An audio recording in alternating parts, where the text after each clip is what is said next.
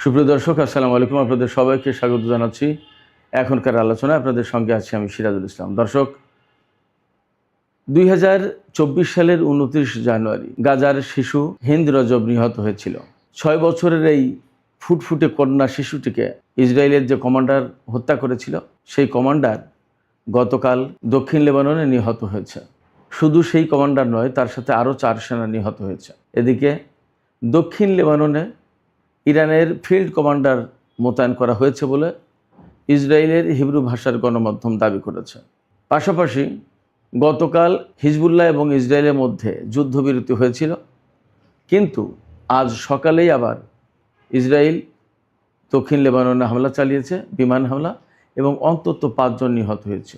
অবস্থা যখন এমন, তখন ইরানের পররাষ্ট্রমন্ত্রী সাইয়েদ আব্বাস আরাকচি এবং মার্কিন আলোচক দলের যিনি প্রধান আলোচক ছিলেন একসময়, স্টিভ উইটকফ, তিনি সুইজারল্যান্ডে যাচ্ছেন।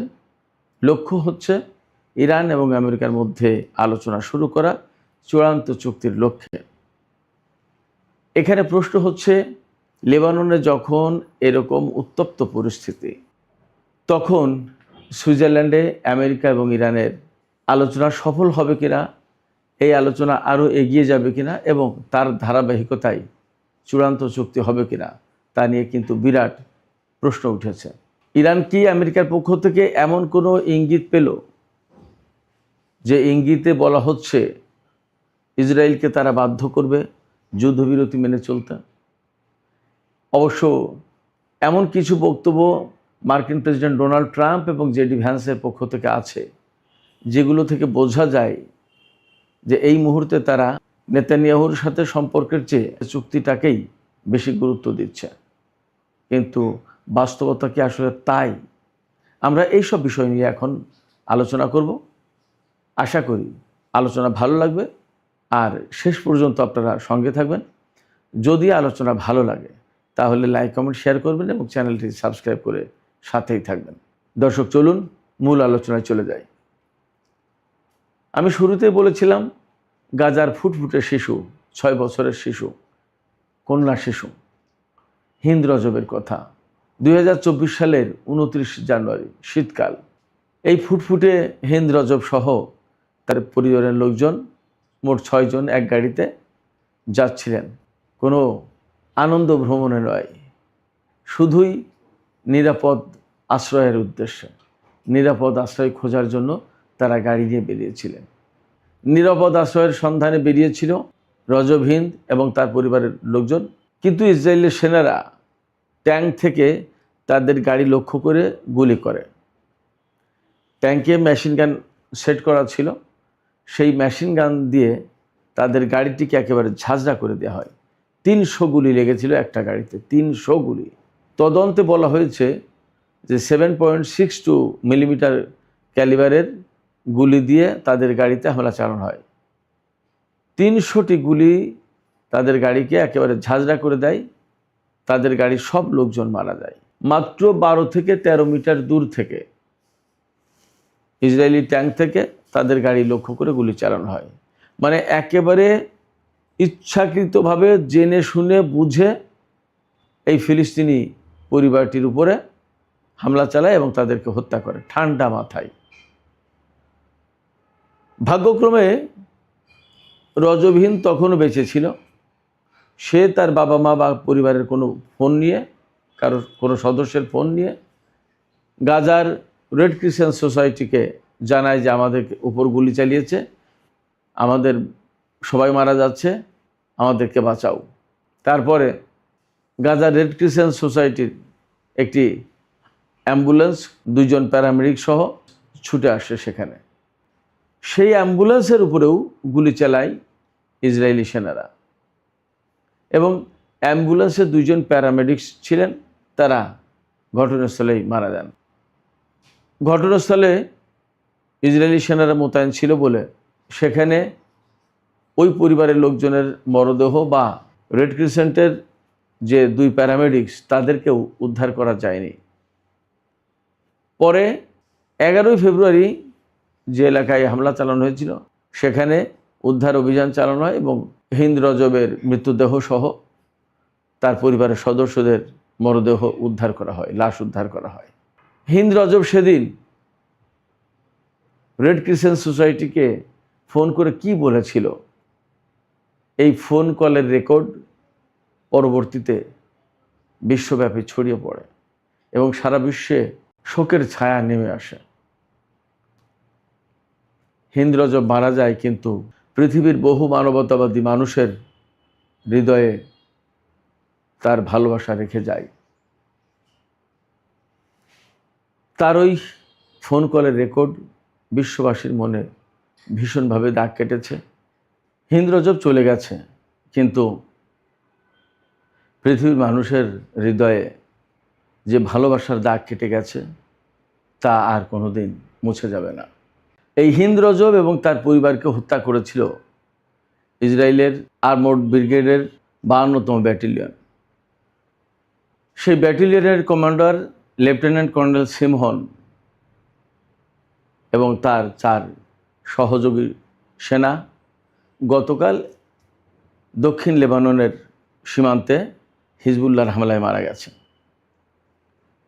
চমৎকার তথ্য হচ্ছে যে তারা মারা গেছে সেই ট্যাঙ্কের ভেতরে, যে ট্যাঙ্কে তারা গাজার হিন্দ রজবকে হত্যা করেছিল, যে ট্যাঙ্ক থেকে গুলি করে, সেই ট্যাঙ্কের ভেতরেই তারা থাকাকালীন হিজবুল্লাহ অ্যান্টি ট্যাঙ্ক মিসাইল ছোড়ে এবং তারা মারা যায়। এটা নিয়ে ইসরায়েলে কিন্তু ব্যাপক তোলপাড় চলছে, সারা বিশ্বেই তোলপাড় চলছে বলা যায়। ইসরায়েল জেনে গেছে গাজার হিন্দ রজবকে হত্যাকারী তাদের সেনা অফিসার সিমহন আজ মারা গেল।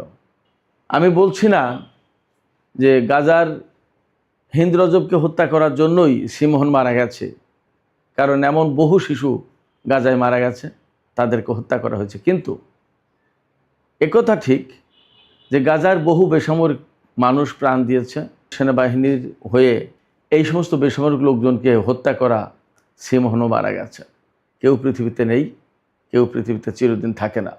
যাই হোক, গতকাল ইসরায়েলের 5 সেনা নিহত হয়েছে মোটমাট, আরও অনেকেই আহত হয়েছে। এই হামলার পর ইসরায়েল দক্ষিণ লেবাননে ব্যাপকভাবে বিমান হামলা চালিয়েছে। ব্যাপক। দুঃখজনক হচ্ছে কি যে ইসরায়েল কখনো শিক্ষা নিতে চায় না যে এত বেসামরিক মানুষ মারা যাচ্ছে, আমরা কিছু হামলা কমাই, বেসামরিক লোকজনের জীবন যাতে না যায়, যাতে তারা মারা না যায় সেই ব্যবস্থা করি। তা কিন্তু করে না। ইসরায়েলের যুদ্ধের প্রধান অংশই হচ্ছে বেসামরিক জনগণের উপর এবং তাদেরকে হত্যা করা। এবং এই কথাই কিন্তু গতকালকে বলেছেন মার্কিন ভাইস প্রেসিডেন্ট জেডি ভ্যান্স, যে ইসরায়েলের সামনে যত সংকট আসে সমস্ত সংকট তারা হত্যাকাণ্ডের ভেতর দিয়ে সমাধান করতে চায়। এটা ঠিক না, এভাবে চলতে পারে না। ইরানের সাথে যে সংকট চলছে তার সমাধান যে শুধুই মাত্র হত্যাকাণ্ডের ভেতর দিয়ে হবে, এটা ভাবা উচিত না। তিনি ইসরায়েলকে আরও কিছু কড়া কথা বলেছেন, আমি পরে বলবো। তো যাই হোক, এই দক্ষিণ লেবাননে ব্যাপক দুই পক্ষের ভেতরে যুদ্ধ চলছে, হিজবুল্লাহ এবং ইসরায়েলের ভেতরে। প্রচণ্ড রকমের যুদ্ধের প্রেক্ষাপটে কিন্তু সুইজারল্যান্ডে গতকাল শুক্রবার 19 জুন 2026 যে আলোচনা হওয়ার কথা ছিল তা কিন্তু হয়নি। প্রধানত ইরান ওই আলোচনায় যেতে রাজি হয়নি, বলেছিল যে লেবাননে যখন যুদ্ধবিরতি কার্যকর হয়নি তখন আমরা আলোচনায় যাব না। এর প্রেক্ষাপটে আমেরিকার প্রেসিডেন্ট এবং ভাইস প্রেসিডেন্ট দুজনই ইসরায়েলের উপরে আসলে খুবই ক্ষুব্ধ হয়েছে। কারণ লেবাননের যুদ্ধবিরতি করাটা, এই যে সমঝোতা সই হয়েছে তার 1 নম্বর শর্ত, সেটা না করলে তো ইরান মানবে না।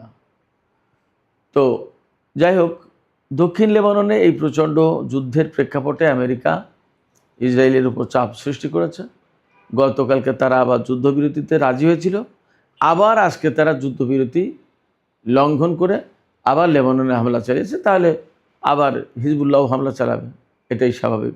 তার মানে আবার কিন্তু সেই যুদ্ধ ছড়িয়ে পড়বে, সে যুদ্ধের আগুন দাউ দাউ করে জ্বলে উঠবে এবং আশঙ্কা করা হচ্ছে সুইজারল্যান্ডে ইরান এবং আমেরিকার মধ্যকার আলোচনা ভেঙে যেতে পারে। যে পরিস্থিতি, ইসরায়েলকে যদি না থামায় তাহলে ইরান কোনো মতেই এই আলোচনা চালিয়ে যাবে বলে মনে হয় না। এর ভেতরে ইসরায়েলের হিব্রু ভাষার গণমাধ্যম জানিয়েছে যে ইরানের ফিল্ড কমান্ডাররা দক্ষিণ লেবাননে উপস্থিত হয়েছে, তাদেরকে মোতায়েন করা হয়েছে দক্ষিণ লেবাননে, এবং তারা আলী আল তাহের নামে একটা পাহাড় আছে, সেই পাহাড় কন্ট্রোল করার চেষ্টা করছে, সেই এলাকায় তাদের মোতায়েন করা হয়েছে। এখানে একটু বলে নিতে হবে আলী আল তাহের পাহাড়টা কেন গুরুত্বপূর্ণ এবং এর ভৌগোলিক অবস্থান কি। এটা একেবারে দক্ষিণ লেবাননে অবস্থিত। আপনারা মনে হয় শুনে থাকবেন যে দক্ষিণ লেবাননের নাবাতিয়া এলাকায় ব্যাপক হামলা চালিয়েছে গত কিছুদিন ধরে ইসরায়েল। এই নাবাতিয়া এলাকায় হিজবুল্লাহর শক্ত অবস্থান আছে। এই যে আলী আল তাহের বা জাবাল আল তাহের যে পাহাড়, এই পাহাড়ের উচ্চতা, সর্বোচ্চ উচ্চতা 700 মিটার পর্যন্ত, আর গড় উচ্চতা 517 মিটার। কোথাও কোথাও একদম সর্বনিম্ন যে উচ্চতা সেটা 300 মিটারের বেশি। এটা যে অনেক বড় পর্বতমালা তা কিন্তু না, পাহাড় মোটামুটি 700 মিটারের উচ্চতায় সর্বোচ্চ। এই পাহাড় হিজবুল্লাহ তাদের নিয়ন্ত্রণে রাখার চেষ্টা করছে, এবং এখানেই ইরানের ফিল্ড কমান্ডার বা সামরিক উপদেষ্টা যাই বলুন, তাদের মোতায়েন করা হয়েছে। দাবি কিন্তু ইসরায়েলি হিব্রু ভাষার গণমাধ্যমের, এটা আর কোনো গণমাধ্যমে বলেনি বা ইরানও বলেনি, ইসরায়েলিরা দাবি করছে, আমি সেই কথাই বলছি। এবং এটা যদি হয় তাহলে হয়তো খুব অসম্ভব হবে না, কারণ যে লেবানন ইরানের চুক্তির পার্ট, সেই লেবাননে ইরান কাজ করতেই পারে, যা বুঝতে পারছি। এবং আপনারা দেখেছেন লেবাননের প্রেসিডেন্ট কিন্তু ইরানকে বলেছে যে আপনারা আমাদের দেশের ভেতরে হস্তক্ষেপ করবেন না, আমাদের দেশের ভেতরে আপনাদের প্রভাব থাকার কোনো কারণ নেই, প্রয়োজন নেই।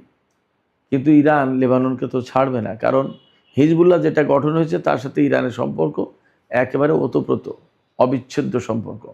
আবার ইসরায়েল এবং লেবানন এর ভেতরে যে সংকট, এই সংকটের একেবারে কেন্দ্রবিন্দুতে রয়েছে হিজবুল্লাহ।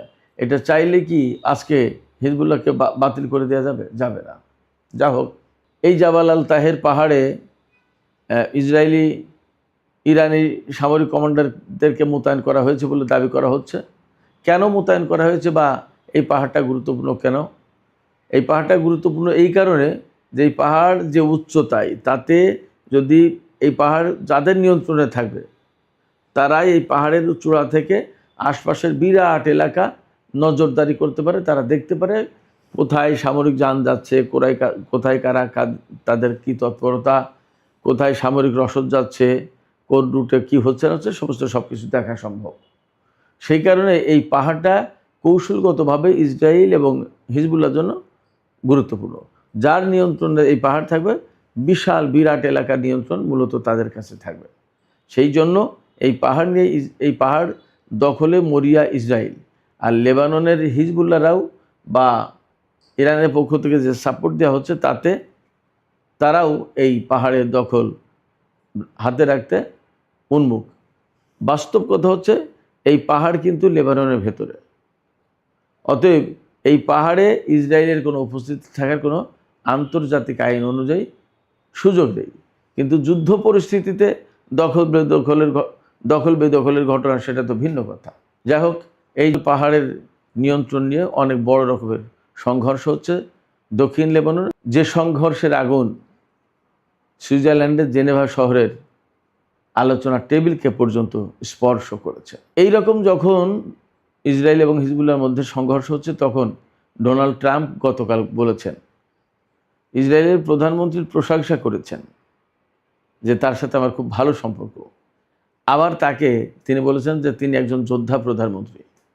এই যোদ্ধা প্রধানমন্ত্রী দিয়ে দুইটা কথা বলা যেতে পারে, একটা প্রশংসা, লড়াকু প্রধানমন্ত্রী, আবার তার নেগেটিভ অর্থে যে শুধু যুদ্ধ করতে চাই, যুদ্ধদেহী, যুদ্ধবাজ, এটা কিন্তু নেগেটিভ অর্থে। ডোনাল্ড ট্রাম্প বলছেন তিনি একজন যোদ্ধা প্রধানমন্ত্রী, ওয়ারিয়র। এখন যে পরিস্থিতি, এই পরিস্থিতিতে কোনো মতেই প্রশংসা করার কোনো কারণ আছে বলে আমি মনে করি না। কারণ আমেরিকা এবং ইসরায়েলের ভিতরে এই মুহূর্তে সংকট চলছে ইরানের চুক্তি নিয়ে। আমি বারবার বলছি, এই চুক্তিটা আমেরিকার জন্য খুব বেশি প্রয়োজন। আমেরিকার জন্য যেহেতু প্রয়োজন, এবং ডোনাল্ড ট্রাম্পের অস্তিত্ব, রিপাবলিকান পার্টির অস্তিত্ব, তাদের রাজনীতি, অনেক কিছু ধরে রাখতে হলে ইরানের সাথে এই মুহূর্তে চুক্তিটা অপরিহার্য। এই চুক্তি যদি ইসরায়েলের কারণে ভেঙে যায়, না হয়, তাহলে রিপাবলিকান দলের এবং জেডি ভ্যান্সের সামনের নির্বাচনে প্রেসিডেন্ট পদে নির্বাচন করা সবই কঠিন হয়ে যাবে। রিপাবলিকান দল যদি কংগ্রেসের নিয়ন্ত্রণ হারায় তাহলে ডোনাল্ড ট্রাম্প ইমপিচমেন্টের মুখোমুখি হতে পারেন। অনেক কিছু ভাবতে হচ্ছে ডোনাল্ড ট্রাম্পকে এবং জেডি ভ্যান্সকে, রিপাবলিকান দলকে। এই সমস্ত কারণে ডোনাল্ড ট্রাম্প এবং জেডি ভ্যান্স মূলত এই মুহূর্তে ইসরায়েলের সাথে দূরত্ব বজায় রাখছে এবং মোটামুটি বলা যাচ্ছে, দৃশ্যত আমরা দেখতে পাচ্ছি যে ইসরায়েল এবং আমেরিকার মধ্যে একটা বড় রকমের ফাটল ধরেছে।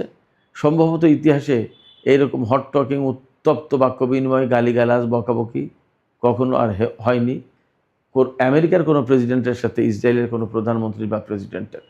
তো এই অবস্থায়ও ইরান এবং আমেরিকা সুইজারল্যান্ডে বৈঠকে বসতে যাচ্ছে। আমরা আশা করব যে ইসরায়েলকে তারা ডিসম্যান্টেল করবে, আমেরিকা ইসরায়েলকে তারা নিষ্ক্রিয় করবে, থামাবে এবং চুক্তির আলোচনা যাতে সুন্দর মতো এগিয়ে যায় এবং যাতে একটা চুক্তি হয়ে মধ্যপ্রাচ্যে শান্তি আসে, তার ব্যবস্থার জন্য যা যা করা দরকার আমেরিকা তা করবে। সুপ্রিয় দর্শক, এখনকার আলোচনা এখানেই শেষ করতে চাইছি। আলোচনা শেষ করার আগে আপনাদের কাছে জানতে চাই, আপনারা কি মনে করেন যে আসলে ইরান দক্ষিণ লেবাননে তাদের কোনো সেনা মোতায়েন করেছে? এবং যদি সেনা মোতায়েন করে থাকে তাহলে লেবানন পরিস্থিতি কি বদলে যাবে বলে মনে হয় আপনাদের? আপনাদের মতামত কমেন্টে জানাতে পারেন। আর ভিডিও ভালো লাগলে লাইক, কমেন্ট, শেয়ার করবেন এবং চ্যানেলটি সাবস্ক্রাইব করে সাথেই থাকবেন। দর্শক, আপনাদের সবাইকে অনেক অনেক ধন্যবাদ। আল্লাহ হাফেজ।